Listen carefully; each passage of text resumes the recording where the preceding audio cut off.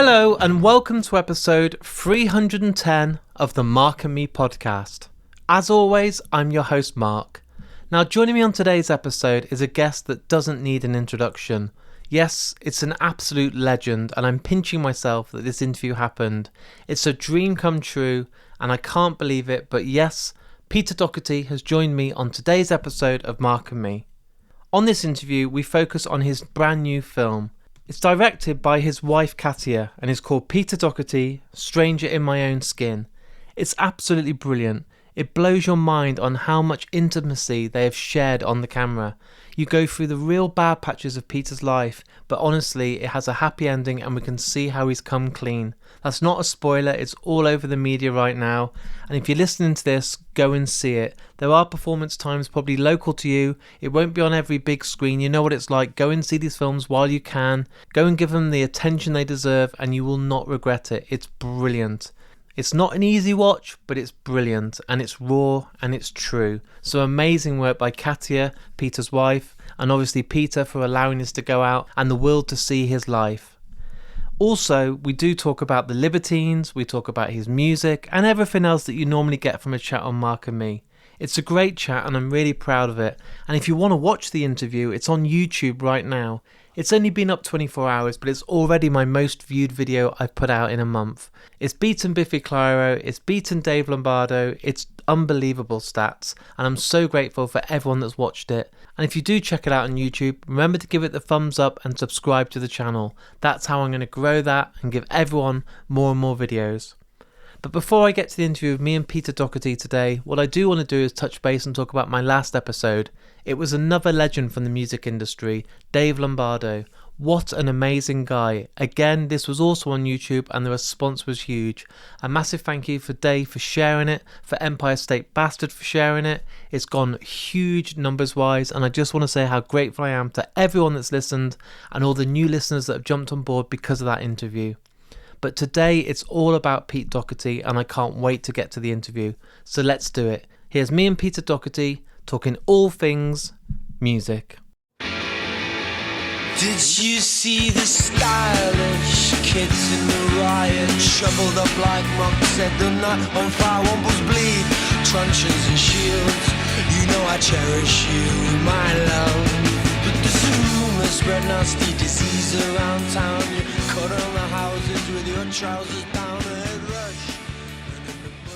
So Pete, thanks for joining me today on the Mark and Me podcast. No bother, nice to be here. What I love to do with all guests that come on the show is take it right back to the very start. So what I'm really interested in is when you were a kid, what was that first album that you remember buying or being given to you that made you fall in love with music? I think you meant the very start of the universe. Then I was going to say my physics is terrible. I think there was I can distinctly remember a moment when my mum was asking me to hoover, help her to hoover. Maybe I was 8 or 9, and we were living in, it must have been Germany. So I was 8 or 9, maybe it was Northern Ireland. I remember she put a record on the record player. She put on one of the remember the big Beatles albums, the red one and the blue one, 62 to 66, yeah, and whichever one Ticket to Ride was on. I remember she put that on the record player. So yeah, look, it's easy. You can dance while you do the hoovering. And I was being all grumpy, like, you know, like a kid who wants to go out and play football and his mum's making him help with the housework. You know, it's just like, you know, it seemed like a very cruel world all of a sudden. And then Ticket to Ride came on. And all of a sudden, housework didn't seem like such a chore. You know what I mean? No, just hearing that guitar sound. Like first of all, the little crackle of the record player, and then that guitar sound. You know what I mean? Oh, that's Day Tripper. Sorry. Down, down, down, down, down, down, down, down, down. And he like picks out that A7. It was more than like a musical awakening. It was almost like a religious experience, like the sound and then the vocal melody and just putting it on again and again. You know what I mean? Before I even got to the rest of the songs. And I think I knew the Beatles just from, you know, we'd sing Yellow Submarine at school, like, you know, the headmistress would play it on the piano and we would just sit cross-legged in assembly and things like that. But yeah, So that sticks in my mind. But first records, I think there was a when we was when we were in Cyprus. My dad was posted there for 2 years. There was the big thing then was like pirated cassettes, and for like 50 Cypriot cents, you could get like a your small plastic cassette cover with a really badly photocopied cover, I remember and them well. yeah, and so I think so that must have been 1987, 1988, and I seem to remember getting a copy of the Def Leppard album, the one that had the sort of triangle on the Yeah. front with like a skull. I can't remember what it was called. Hysteria, I think it was called. And there was a kid called Damien Rooney who had that and an Iron Maiden tape, and he lent me them. And I took them home. I was really into it. There was a That's great. Thanks very much. And again, my mum features in this one because she took one look at she obviously heard the racket coming from my room. I was playing on my sister's pink ghetto blaster. She was like, "What's that bloody awful noise?" And then she saw the photocopied covers of all these skeletons, and she said, "You can't listen to that. It's satanic." It's the devil's music. That's exactly what she said. She said it's anti. She said it was anti-Christian, and I had to go back round to Damien Rooney's and give him his tapes back. But I used to go around occasionally and listen. And he also had the Prince, the pirated Prince tape. I think "Bad" by Michael Jackson as Everyone well. had that. That cassette was Yeah, classic. That white cover. yeah. That's we just went, with his funny pose with his glove in the leather So jacket, iconic. and I think we just kind of listened to them on repeat, really, doing weird dancing. And seemed to me Damien Rooney and his brother used to like be quite good at skateboarding, but I wasn't allowed to skateboard because that was anti-Christian as well, apparently. Even But even that, skateboarding was against oh, no, no, Jesus. no, Wow. it was just it was dangerous anyway. It was something like that. Yeah, it wasn't. So so it was around the Rooney's house, and added fact was that I think Damien Rooney fancied my sister, so that was my ticket in to the bigger boys' parlour. I love it. What about live music? Because for me, I'm 41 now, so in the 90s, I got to see Green Day in Wolverhampton as one of my first gigs, and I couldn't believe how powerful they were, and the three of them made so much noise. But what was that first gig that you remember as a kid or as a young adult that you thought, Was that I want to do was that this? yeah, was that at the Civic It Hall? was, yeah. Yeah, yeah. I was a bit of a late comer really to live music. It wasn't really in my sort of at home. It wasn't really a thing, the music world. And at school, when I went to school for a while in Coventry, so I got there when I was about 16, and it was Britpop was exploding everywhere, and people would be going off to concerts. Like I think my sister went to see Oasis, people going to see Echo Belly, Blur, Pulp, coming back with the t-shirts. Always at the Civic Hall or Leicester de Montfort, or people who go as far as Sheffield, um, and I was sort of conscious of not really being allowed to, sort of trusted to go out at that age and like being sort of confined to the barracks a bit. But there were a couple of forays, like, and for me, they were like sacred, more like pilgrimages than going to a concert. I think Morrissey was playing the Battersea Power Station. I think I was 17, and it was such a massive deal. So it was huge Smith's Head by that point. But obviously, the idea of ever seeing a band like the Smiths, who like had come to sort of define me in my vision of myself and my relationship with the world, seemed was impossible because they'd obviously disbanded when I was not in double figures yet. So same with bands like the Specials, Pistols, who hadn't reformed by that time, and no chance of seeing these may have been thousands of years ago. So when the chance came to see Morrissey, it was yeah, it was pretty nuts. Me and my mate Dan Diaf, who I had a band with called the Peepsters when we were 17, and we went down. We got there so early. I think Cast were playing as well. I don't know if they were supporting but we got right down the front dead early, and then really just couldn't contain ourselves. We just like when Morris came on over the barrier on the stage, and we got a good kick in by security as well. Totally worth it, though. Oh yeah, completely. So much so that we ended up. Well, he didn't, but I did. I ended up just didn't go home. He was playing Chester Leisure Centre the next night, and I went straight up there, slept in Birmingham New Street Station, went to Chester Leisure Centre. Somehow managed to get in. I didn't have a ticket, but I was like, I think maybe I'd met someone at the Battersea gig. And so that was the 2 days. It was one of my first real sort of adventures. And yeah, uh, the atmosphere was unbelievable. Like for me, I was a big football fan at the time as well. And don't think I ever realized how that sort of mosh pit feeling, it was a time when they were taking the seats out, taking the terraces out and putting all the seats in the stadiums. And I really felt something was getting lost in the atmosphere of football, because for me it was all about, not all about, but I do like the game, but it was the atmosphere, like Yeah. the bodies melting into each other, like the camaraderie, the singing basically, and that's what I was experiencing at the concert as well. It wasn't just the love of the music; it was this camaraderie and just this all these bodies writhing as one in unison, and I thought, fuck this, yeah, I want to do this forever. I want to just keep this feeling going as long as I can.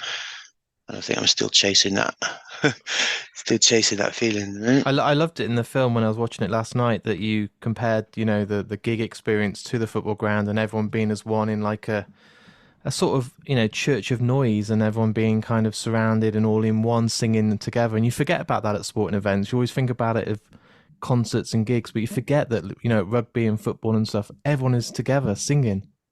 Absolutely, yeah. It is something primeval, I think, as well. Like something essential. It's an outlet Yeah. in a lot of ways for a lot of people. Yeah, I mean, not to say that I don't enjoy quiet gigs. Do you know what I mean? You sit down, listen, and enjoy some music because I do. I wouldn't say these days to make myself sound like an old git, but uh, particularly like from the other angle now, I do like to be able to play quiet songs and people to actually listen. You know what I mean? Rather than like, oh, get your knob out or whatever. You know what I mean? I'm getting older. I like to sit down at a gig now so I can I actually know. enjoy my beer and sit at a Do you know what table. I mean? It's like, will you stop enjoying yourself? Yeah, you're having too much fun. I love it. Quiet Sit down. there. Yeah, yeah, Are you able to turn the yeah. camera up just slightly? At the moment, I'm chopping your head off, and I'm like, "That's better. Look at that. Is that all right?" That's fine. Yeah, yeah. And can you put the I mic a don't bit think closer as well? It's really quiet at times. It just now you're yeah, proper. Look at that. Do you feel like Britney Spears with the head mic? in many ways, I feel like Britney Spears. Uh, I won't follow that a parallel up to its corny, smutty conclusion. But oh,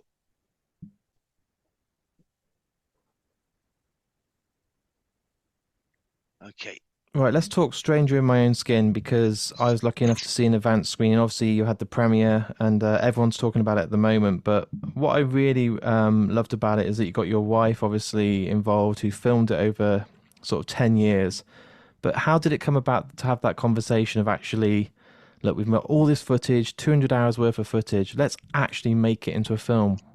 Yeah, I'm not being pedantic, but can I just jump in there? Of course.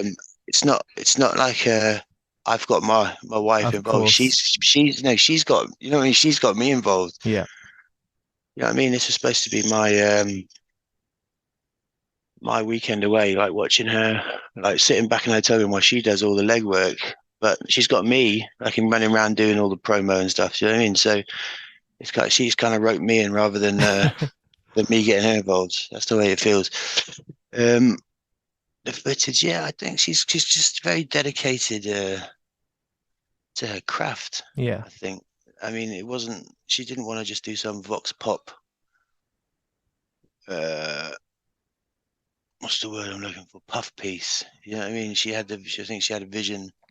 I think she denies it or she's loath to admit it, but I think she had an idea from the start, definitely in her heart, that I could I could lead maybe a different type of life to the one I was living at that time.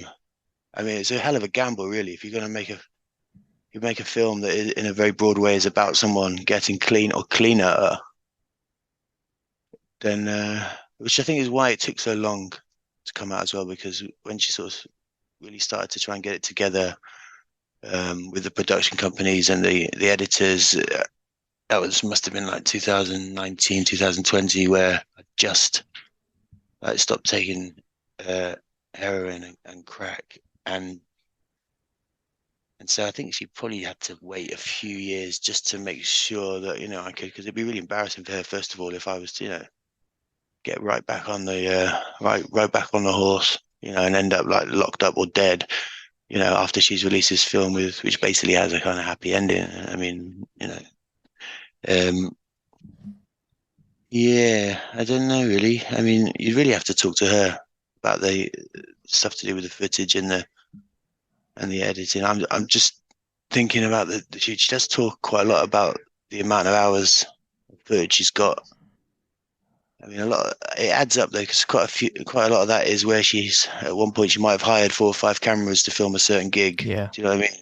So it all adds up as footage. But she keeps saying, I've overheard her in interviews saying that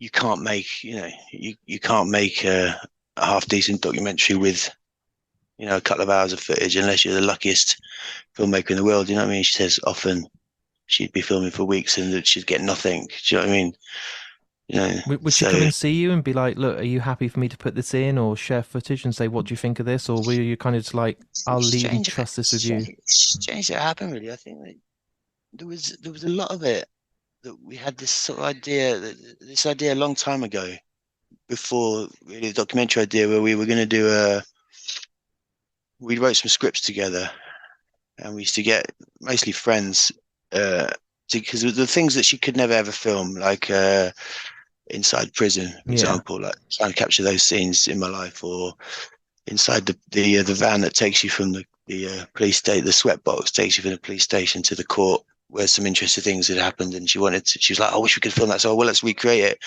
And other things like police station and crack houses as well, where you just can't film. So we tried to recreate some of that. So we wrote scripts and got people like to act them out. None of that made the final cut though. I think No. the production company didn't want any of that. They thought it was a bit strange. It was quite strange actually, kind of trippy and weird and a bit dark. But that was really my initial interest in being involved. The other stuff, I'd just say, well, when we became mates, and I'd find myself in Paris, or she'd be in London doing something else. She worked a lot in England at that time with the Kubrick Foundation, with Stanley Kubrick's widow, Christian. She'd stay there a lot, and uh, she was like working with their archives, which is another reason I really trusted her as well, because I knew how private and sort of purist Christian Kubrick was with Stanley's Yeah. work and his reputation. And so the fact she was trusted with kind of the keys to everything and to edit stuff, I thought this girl must have something special about her. So I never doubted that. And anyway, so when she'd be in England, I'd invite her around basically, and we'd sort of just film crazy things mostly that I wanted preserving and someone I could trust. And she wasn't really so much interested, didn't really seem so much interested in that, like some of my stunts, or like, you know, weird, like basically like taking a guitar into the forest and stuff like that. It's more like the day-to-day creative stuff, and something that's very difficult to film. You know what I mean? Someone just sitting and Definitely. writing.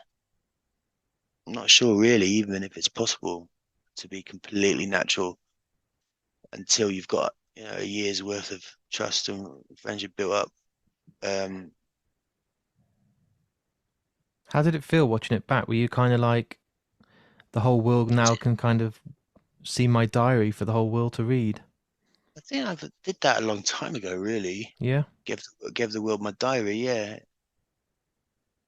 yeah, from day one, I think. But a lot of people aren't, they're not that way inclined. They don't read books, or they haven't got the interest, or it's just not part of their. For me, it's all about the written word. You know what I mean? Not really. I find that a very powerful thing. I never thought I succeeded visually been able to express myself. Never really been happy with videos. Although I will say this isn't a plug, but the new Libertines single "Run Run Run," Which is out now. the video for that with Jeff Bell. Jeff Bell plays a taxi driver. It is probably one of the best videos we've ever done. So where were we? Watching it back, I suppose, what was your reaction when it was all put together as a whole piece of work and a piece of art? Yeah, I don't know really. It's a bit confusing. We fell out a little bit, me and Katie. I probably shouldn't say this, but I said, look, what? I didn't really understand what it was about. Do you know what I mean? I thought she got the right she was like, what are you talking about? Shut up. I spent hours on this. No, we spent years on it, but it's a little bit close to home for me. You know, maybe it is a bit too personal? I mean, yeah, and also I can just see how confused, well, not so much see, but I can hear in my voice a lot of the time how confused I am. It's like I can see me, but I know that I've just had a pipe 5 minutes before she's, you know what I mean, before that bit, and I can just see my mind's a bit warped, and what I'm saying isn't really to be trusted.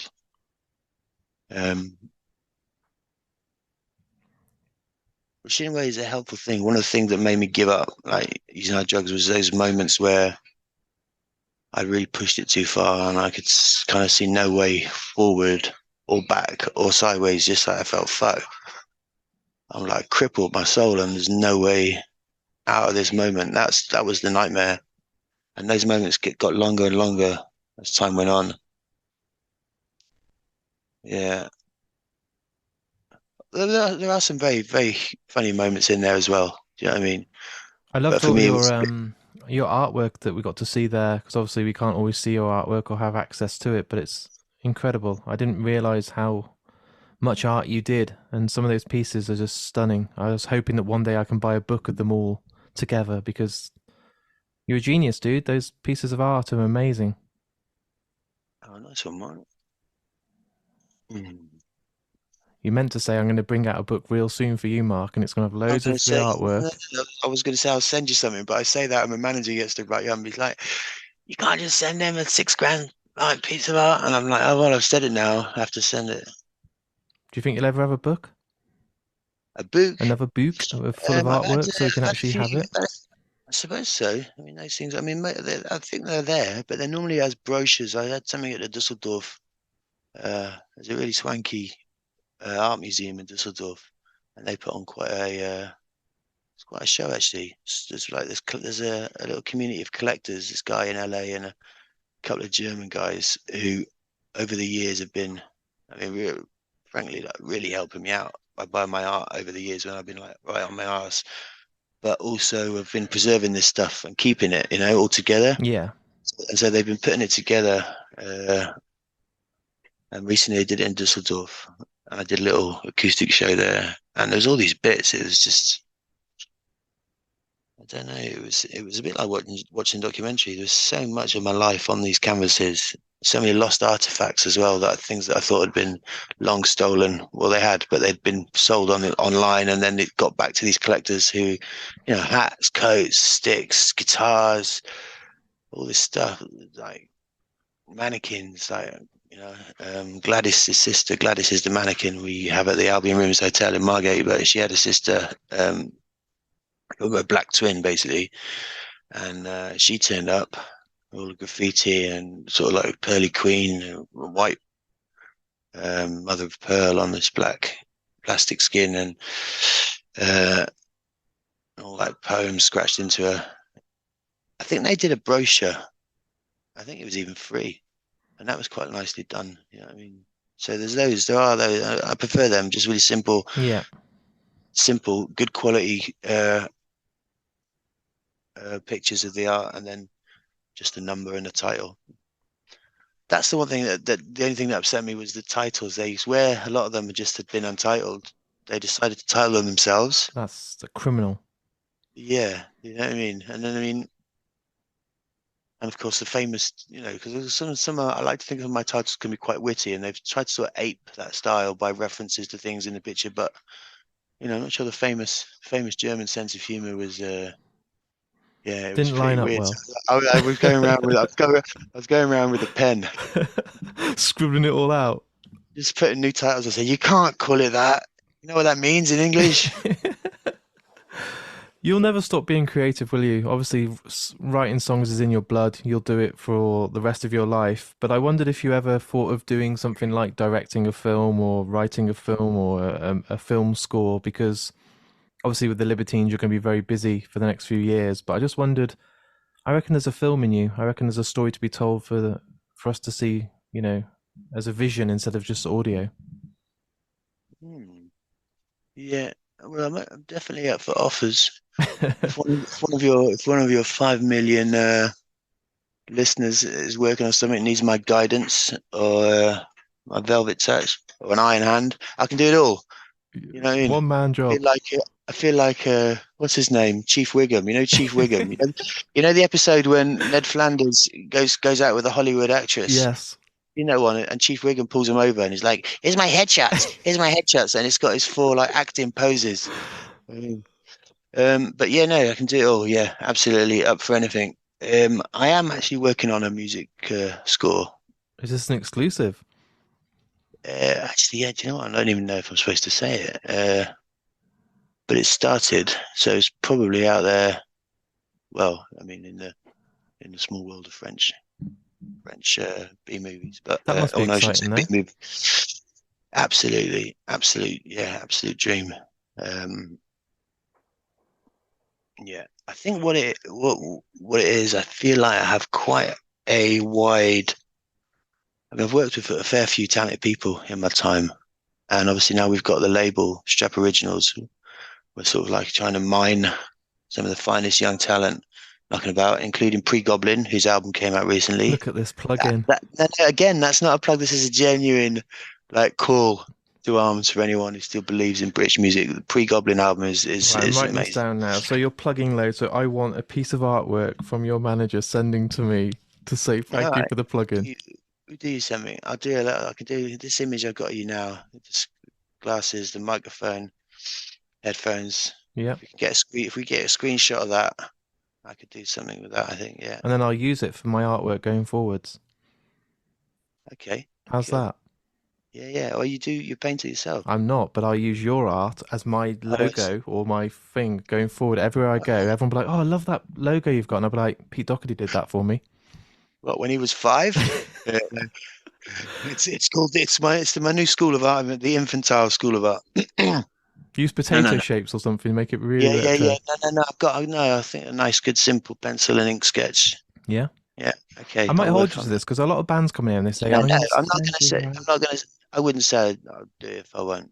Wow. That is one thing about me. I do stick to my word to a fault. I'm owed Um, so many albums, signed vinyls, gig tickets, backstage passes. No one ever follows through. it's probably a post area. Probably your neighbour's got a massive I was going to pile say, building his up. eBay account is huge. So I suppose what I'm really interested in as well is obviously you've just announced, and we can plug this. The Libertines obviously got a new album. We've got a bit of a wait yet. We've got the single, but the album's not till next year. How does it feel right now to be completely clean doing the Libertines, going out there with a completely fresh face, thinking to yourself, let's do it all again? Wow. Okay, I'll be honest with you. I'm gonna make myself all emotional here. But when I see Carl's face, the way he looks at me Yeah. when I'm clean is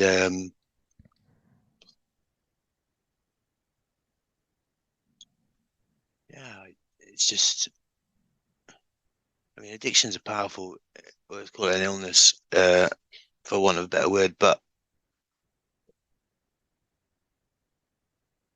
yeah, that would be one of its foes. I think who would be like the look of.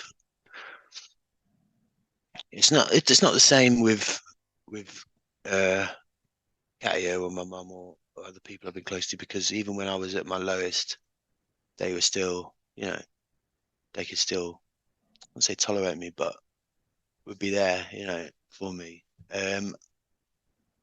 Carl he couldn't even see me when I was living like that, and I didn't care. It's such his nature of addiction, but for him, it was a really important thing. So for him now to, or he just maybe he won't actually say it, but he'll just sort of give me like a thump on the shoulder and sort of look away and say, "Yeah, you're looking all right, mate." When I know what he's saying is, I like to think what he's saying is, well done, Yeah, basically. massive Not pat on the always goes far. back. Yeah, basically, I mean, sometimes it takes for him to get, out of it himself in order to really speak his heart. But because he's sober, you know what I mean? Because he's sober, he can't. I didn't think we'd have tears before 11:30 this Cheers, morning. cheers before lunch. Yeah.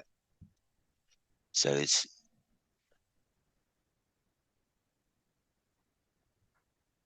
I don't know. I don't know. Maybe I'm just too self-indulgent. People listen to this thing. It was this like narcissistic freak. But you're asking me questions about myself, and I'm answering And I'm them. interested, and I've got only good intentions, and I'm a fan of your So music and so your film. so So so I say it tentatively, but honestly, it's pretty amazing. Really, it's pretty amazing time, because if it does go tits up, you know, I think we'll look at this time as a sort of golden period, really, probably more so than even the beginning, which we achieved so many dreams, but actually, in achieving them, it tore us apart as well in lots of ways. Whereas now everything is a little more, I wouldn't say deliberate, but I don't want to say deliberate or ordered because it makes it sound as if it's lacking something raw, but it's not. It's like just I don't know how to describe it. Maybe it's a bit like feeling like that game Tetris where you have to fit everything I in. still play that now with my wife. How bad is that? We have two player and try and beat each other's score. Everyone else has got these incredible PlayStations, and we're sitting there trying to line up the best boxes. But that amazing feeling, when you get just that really long one that fits right into the shape, and you suddenly like get four lines at once. Feels a little bit like that, Whereas I think actually for a long time I actually enjoyed anti Tetris, if there's such a thing. Just fuck it, let it all rain down, let it all build up. You know what I mean? Who says everything has to fit into place? Yeah. But nothing beats that feeling, does it, of the long one that's four red and it suddenly goes in and then it's like That's it. flashes and it's Yeah. like, ah, Yeah. that was worth it. Yeah. You know what I mean? It's like yeah. So yeah. I love him. I love him so much, Carl, really. And I just feel blessed that we've managed to make this revolution, this cycle of, he's got his two boys down in Margate, and he's, tinkering around. He's, running the hotel, and I think he's opening a nightclub as well. He's becoming some sort of property mogul down there. Do you know what I mean? Cafes, nightclub, Crazy. hotels. Yeah, he's you know what I mean? He's Yeah, I rate him actually. I really rate him. Are we going to get any more UK shows from you guys? Yeah, we got something down in Margate for the I've seen that for a couple of nights in December, but I was hoping for like a yeah, massive big tour next year or something. yeah. I reckon it's all on the cards. I think. I mean, I suppose it's on the horizon or in the post. Uh, so I think maybe it depends really on how the album drops. But I've got a feeling though this might have been the best thing we've done. Uh, Definitely, there's 3 or 4 songs on there that are as good as anything we've written. If not better, then at least I think the recording or the tempo. I mean, I think some of our best songs, Time of Heroes, I think is pretty much perfect. But you see, Don't Look Back Into the Sun, Can't Stand Me Now. I love them, but I think they're a little bit fast. The tempo, like when you hear them now, it's like, what the fuck are you on? Like, so I feel like we've kept that raw guitar sound, but just it's got a bit more Oh, swagger you're now. teasing us. We've got ages to wait. Yeah. I know. No leaks either yet, which is good, which is rare. I've got literally time for one more question, I'm being told. So what I do on this podcast is everyone that comes on gets to choose the final piece of music that's played. So I've had Anthony Hopkins, Kevin Smith, Mads Mikkelsen, all these different people from different walks of life, but they all get the same question. So after our interview's all wrapped up today, what song would you love to be played by any artist, any band, any piece of music? Really? Wow. Talk about putting you on the spot. No. This is a great question. There's so many songs that if I could hear right now, I'd love to.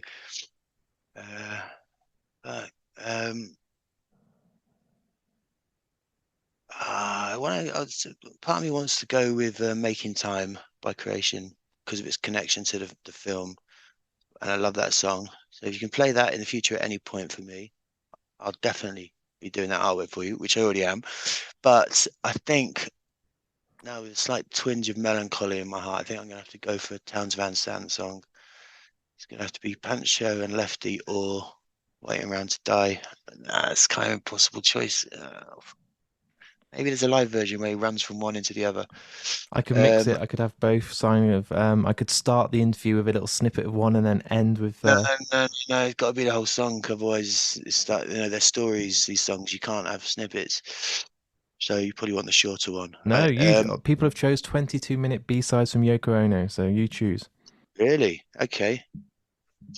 Well, can I have Waiting Around to Die and Pancho and Lefty? If you give me a piece of artwork, I'll put both back to back. How's that for a deal? All right. I'll knock you something out. I'll knock you something out after this. All right. But I need a screenshot of this exact angle. Let me do it now, okay? Okay. 1 sec.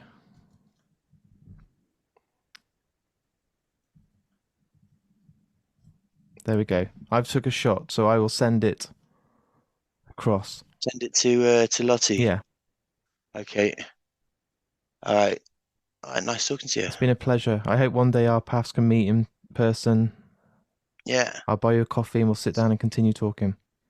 All right. Thank you so much for your time. No trouble. Take care. Lots of love. Bye. You did look dapper in your mother's old green scarf with famous auntie Arthur's trousers on. You were slapped by that slapper. Now we all laugh.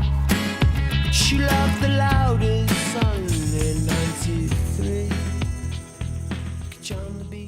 So there it is. What an amazing guy. Someone that I think is completely misrepresented in the press. People are so quick to criticise Pete Doherty.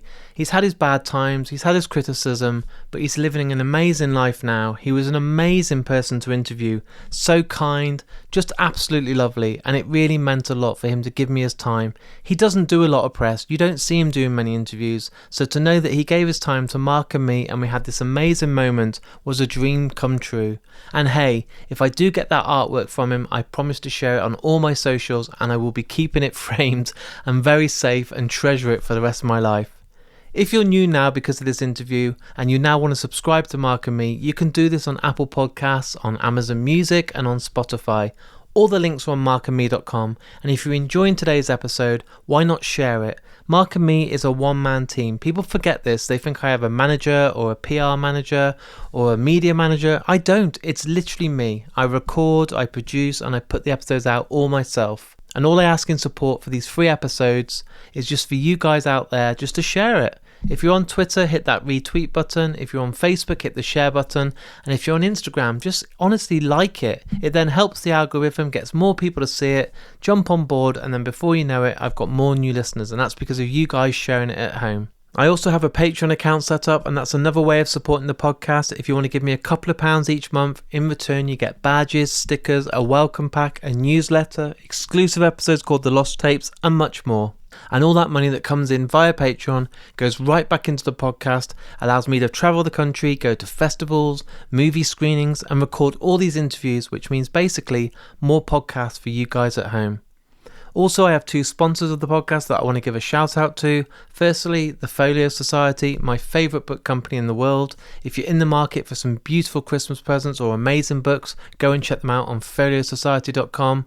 And not only that, Richer Sounds. These guys have supported me for a long time, and they are truly the best company out there if you're buying a TV, a Sonos, a home cinema system, some headphones. Go and check them out on richersounds.com, and thanks to both those companies for sponsoring Mark and me each and every month. I'll be back in only a few days' time with another brand new episode, but as I said, I am working very hard behind the scenes on my YouTube channel. I've given you 9 interviews in 1 month, and they're doing really well. So if you listened to today and now want to go and watch it, please do. It's markandme.com on YouTube. Give it the thumbs up, hit the share button on there, hit the subscribe, and I'll be back with a brand new episode in a couple of days' time.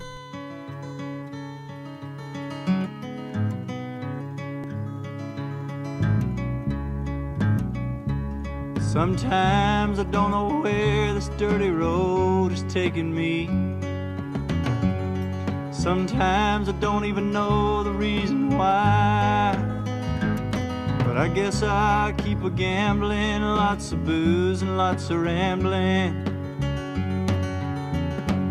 Well, it's easier than just waiting around to die.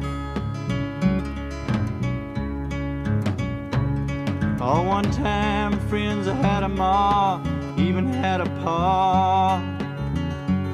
Well, he beat her with a belt once 'cause she cried. She told him to take care of me, headed down to Tennessee. Well, it's easier than just waiting around to die.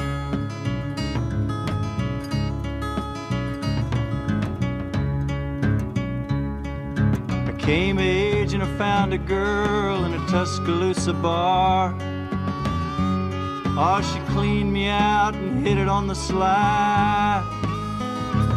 Well, I tried to kill the pain. I bought some wine and hopped a train. Seemed easier than just waiting around to die.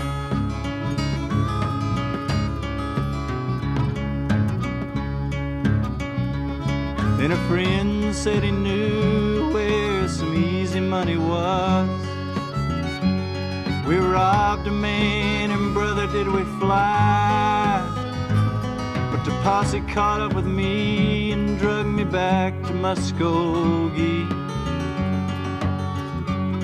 And it's 2 long years of waiting around to die. Oh, but now I'm out of prison, I got me a friend at last. He don't drink or steal or cheat or lie. Oh, his name's Codeine, and he's the nicest thing I've seen. Well, together we're gonna wait around and die. Yeah, together we're gonna wait around and die.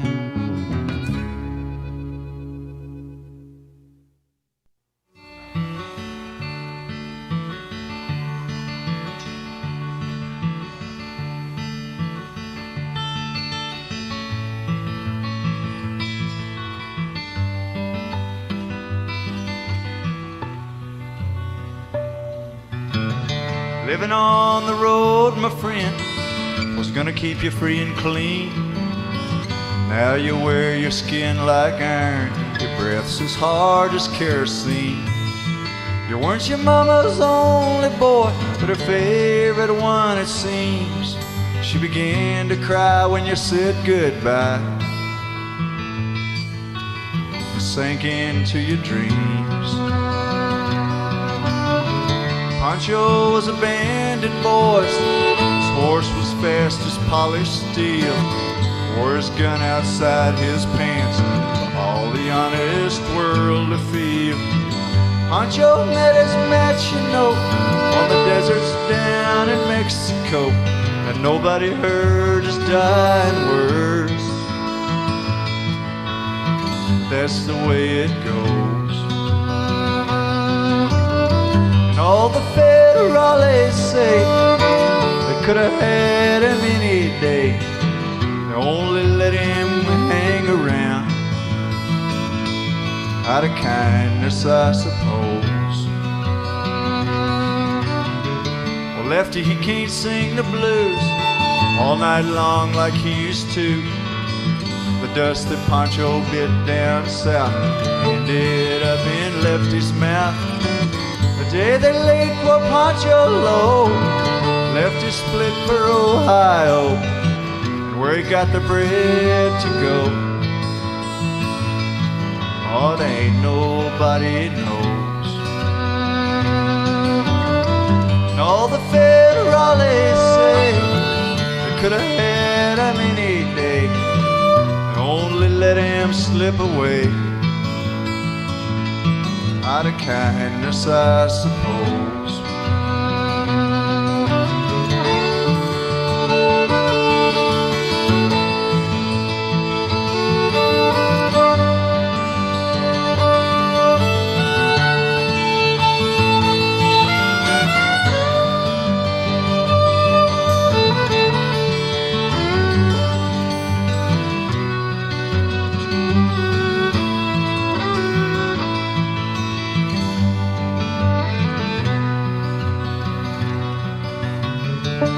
Poets tell how Pancho fell. Lefty's living in a cheap hotel. The desert's quiet and Cleveland's cold, so the story ends, we're told. Pancho needs your prayers, it's true. Save a few for Lefty too. He just did what he had to do. Oh, now he's growing old. Great federales say they could have had him any day, they only let him go so wrong out of kindness, I suppose. A few great federales say they could have had him any day, they only let him go so wrong out of kindness, I suppose.